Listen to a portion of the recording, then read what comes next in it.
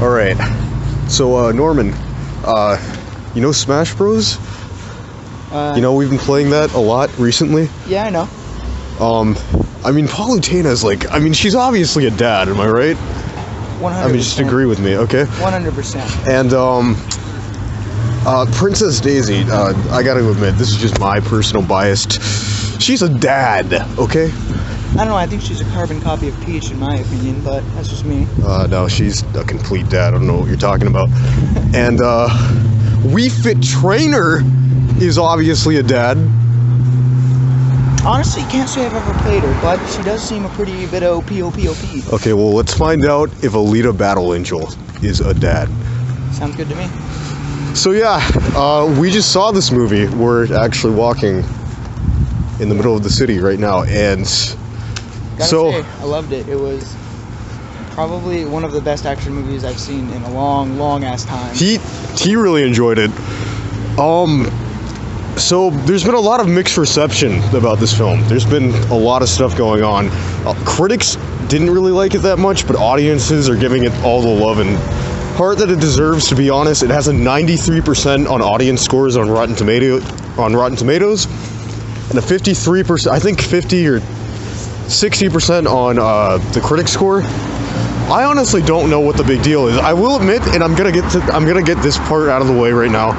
There definitely are flaws with it. Don't get me wrong. I mean, the acting in the beginning, it's okay. I don't think it's god awful. It's like an English dub when you're watching an anime, which I'll get to that later. And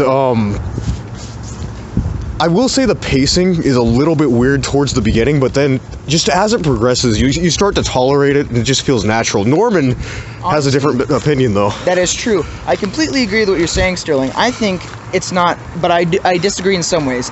I don't think that it's an issue with the pacing at the beginning of the movie. I think that you need to get acclimated to the movie. You know what I'm saying? Yeah. Like, when you first start off, it's weird, because it's not like any other film that I've seen before. Like, nowadays, all the films start off with narration, because that's what every blockbuster has to have. And then, like, it goes over the time and the place and gives you, like, a whole heaping hunk of exposition right at the beginning. This one, it just hops right in. And there's barely any, there's, like, 2 sentences spoken in, like, the first 3 or 4 minutes of the movie. And it's just, it grips you. And, it's a little bit weird, and you're intrigued. And then you start watching the movie, and then you're like, hey, I can get behind these characters, this development, all this exposition doesn't seem forced.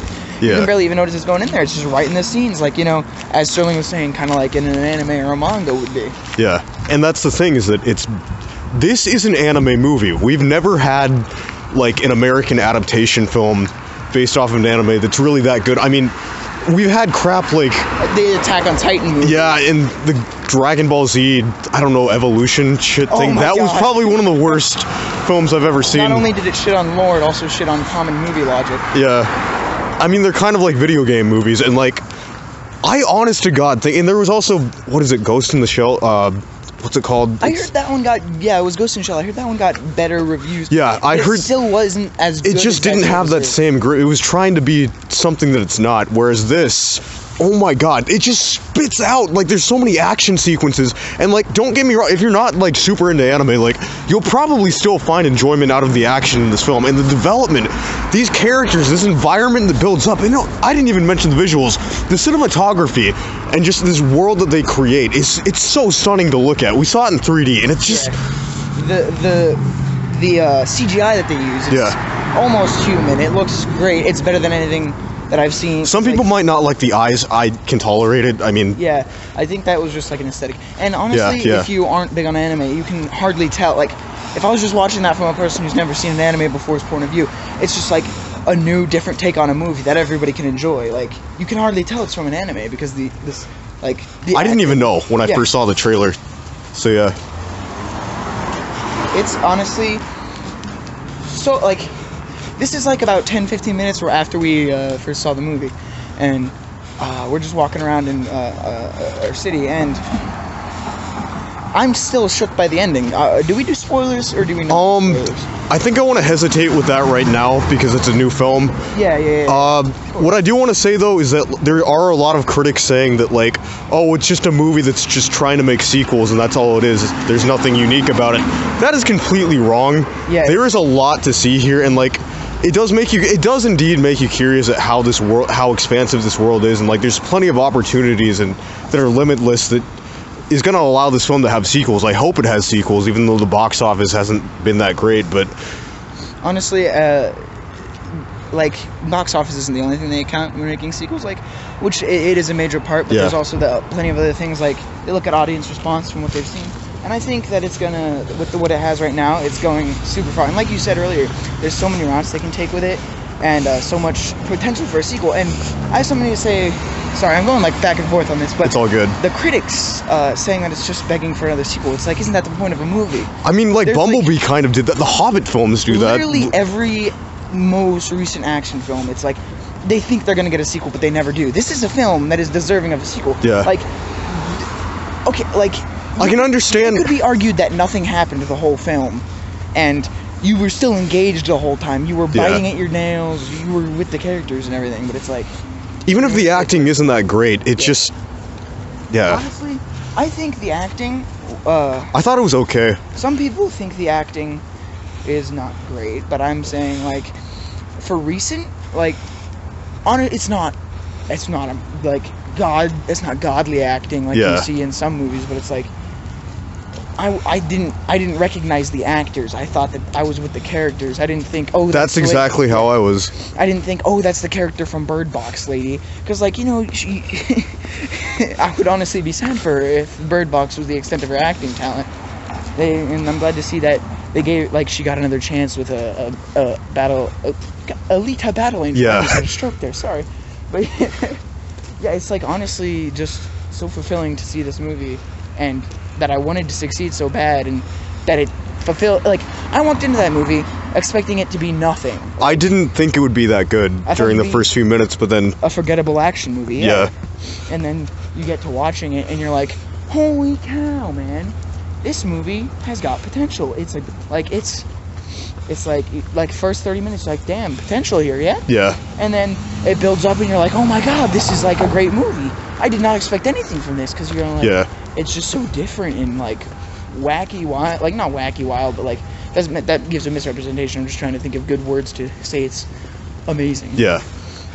And again, like I've said repeatedly, this is the first American manga anime adaptation, whatever that you want to call it. And it's so satisfying to see something good come out of this. I think that stemmed from the directors and the creators' passion for the project, because they obviously, and also I've only read a little bit of the manga, so I'm not gonna. I might sound a little bit biased, but it seems like it was a faithful presentation of of the manga. Here's the thing, and I'm gonna say this about video game movies too, is that yes, when you're making an adaptation of something, it is good to know what the source material is, but you definitely do want to expand upon it so that way it feels like a movie. That's what Marvel does, and that's kind of why I defend the movie Tomb Raider, which came out in 2018. That movie got a bad rap, I agree, but honestly, though, the fact that they had the perfect mix of staying true to the source material, and the fact that it still felt like a film.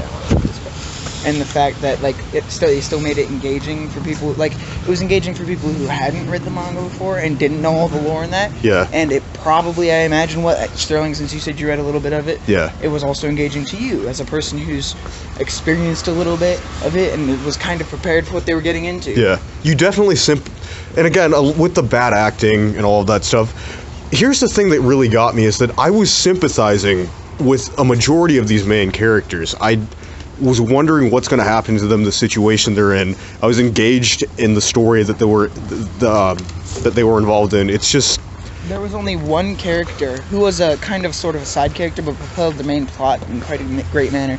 There's a lot of shocking things that happen to him. Yeah, his motivations I didn't quite get, but it's like, still.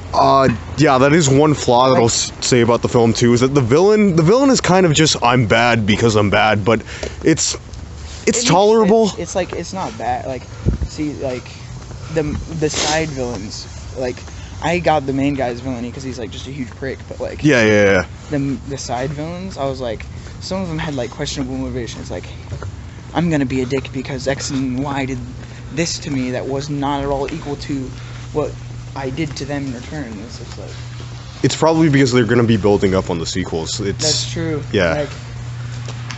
Like if you guys haven't seen the movie yet, Go see it, honestly, please. I want this to do better in box office. it needs to be seen. It's such a great movie. I've seen, and like we have not spoiled anything really. No. We've just been like, all we told you is the movie ends on a cliffhanger. Yes, it's important to know that, but like pretty much every movie does that, to be honest. What do you And expect? It's like a built-up cliffhanger. Like, it makes you want to go see it. Like, some people might say they hate cliffhangers and they don't provide to the story, and it makes you feel like you gotta wait a whole nother year to see the movie. But it's like, I understand why companies do it from like a we need to get money point of view, and I also understand why directors do it, because it's like it adds to the story and builds the tension for you and your characters, and it makes it an overall better story. Yeah. And this film has been in production since, well, they got the rights to it back in like 2004, and imagine what it would have been like back then. It probably would have been awful, to be honest. And it's great that we've made it this far into No, that's not a door. into the film industry. Sorry, we're walking in the middle of a, what is it? Parking garage. Yeah, this is great. So anyway, yeah, that's probably a good place to end it. We have more opinions to discuss later on. But Yeah, but first thoughts, pretty long, good. it's ideas. a good movie. I'd Great highly recommend. Please see it. Where the hell- We weren't paid to do this. You just end it. Yeah. I need to do this, I swear.